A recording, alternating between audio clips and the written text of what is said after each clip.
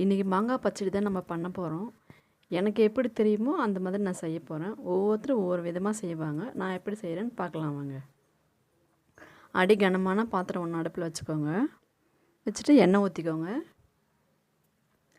எண்ணெய் கொஞ்சம் சூடானதும் கடுகு போட்டுக்கோங்க.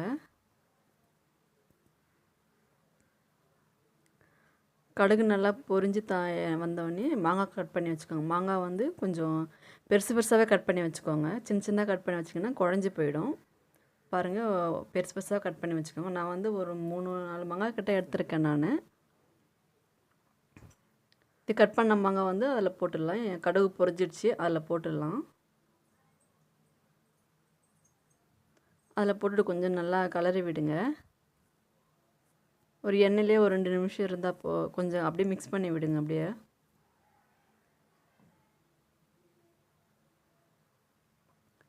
சின்ன சின்னதாக கட் பண்ணி போட்டிங்கன்னா ரொம்ப குழஞ்சி கூழ் மாதிரி ஆகிடும். கொஞ்சம் பெருசு பெருசாக போட்டிங்கன்னா அப்படியே கடிச்சு சாப்பிட்றதுக்கு ரொம்ப நல்லாயிருக்கும்.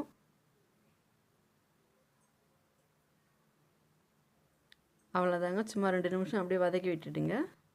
அதுக்கு தேவையான அளவு தண்ணி போட்டுருங்க. ஏன்னா மாங்காய் வந்து சீக்கிரமாக வெந்துடும், ரொம்ப லேட்டு எடுத்துக்காது, சீக்கிரமாக வெந்துடும். அதுக்காக தண்ணி அதிகமாக வச்சிடாதீங்க, கொஞ்சமாக வைங்க. அந்த மாங்காய்லாம் ஓரளவு வேகிற அளவுக்கு தண்ணி வச்சுக்கோங்க. பாதி அளவு முங்குற அளவு தண்ணி வச்சுக்கோங்க. அந்த மாங்காய்க்கு தேவையான உப்பு பாருங்கள், ஓரளவு வெந்திருக்கு. இப்போ வந்து மிளகாத்தூள் இது வந்து குழம்பு மிளகாத்தூள் தான் போடணும். வெறும் மிளகாத்தூள்லாம் போட்டுறாதீங்க, ரொம்ப காரமாக இருக்கும், சாப்பிட்றதுக்கும் டேஸ்ட்டாக இருக்காது. குழம்பு மிளகாத்தூள் இருந்தால் போட்டுக்கோங்க.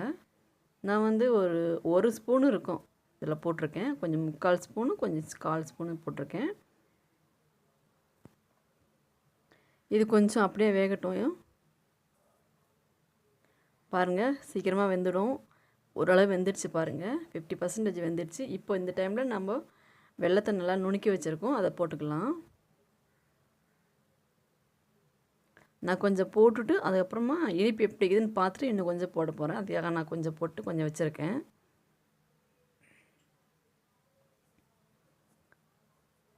இனிப்பு கொஞ்சம் கம்மியாக தான் இருக்குது. நான் இருக்கிற வெல்லத்தையும் நான் போட்டுக்கிறேன். நான் கொஞ்சம் இனிப்பாக இருந்தால் கொஞ்சம் நல்லாயிருக்கும் சாப்பிட்றதுக்கு, குழந்தைங்களும் சாப்பிடுவாங்க. அதுக்காக நான் எல்லா வெல்லத்தையுமே நான் போட்டுட்டேன். நான் இனிப்பு ரொம்பவே நல்லாவே இருக்குது. பாருங்கள், நல்லா வெந்துடுச்சு. நல்லா வெந்துட்டுருக்கு பாருங்கள். அந்த மாங்காய் வெல்லம் எல்லாம் சேர்ந்து நல்லா வெந்துட்டுருக்கு. இது வந்து வெந்தயம் வந்து வறுத்து பொடி பண்ணி வச்சுருக்கேன். அந்த பொடி கொஞ்சம் போட்டுக்கலாம். இதை வந்து சூடாகாமல் இருக்கிறதுக்காக இது கட்டாயம் போட்டே ஆகணும். சும்மா ஒரு 1/2 ஸ்பூன் போட்டால் போதும், ரொம்ப போட்டிங்கன்னா கசக்கும். வறுத்து பொடி பண்ணி வச்சு போட்டுக்கோங்க. அவ்வளோதான், ரெடி ஆகிடுச்சு. நான் ஸ்டவ் ஆஃப் பண்ண போகிறேன். பாருங்கள், அவ்வளோதான், ரெடி ஆகிடுச்சு. சாப்பிட்றதுக்கு நம்ம எடுத்து வச்சுக்கலாம். இந்த மாதிரி செஞ்சு சாப்பிட்டு பாருங்கள், ரொம்ப டேஸ்ட்டாக இருக்கும். அவ்வளோதாங்க, சாப்பிட்றதுக்கு ரெடி ஆகிடுச்சு. நம்ம ஒரு சின்ன கிண்ணத்தில் போட்டு சாப்பிட்றதுக்கு தேவையான அளவு போட்டுக்கலாம். இது எங்கள் வீட்டில் வந்து இது விரும்பி சாப்பிடுவாங்க. எங்கள் வீட்டுக்காரர் ரொம்ப விரும்பி சாப்பிடுவாங்க. அதனால் நாங்கள் இதை அடிக்கடி செய்வோம். நீங்களும் இந்த மாதிரி செஞ்சு பாருங்கள். செஞ்சு பார்த்துட்டு எப்படி இருக்குன்றதை சொல்லுங்கள்.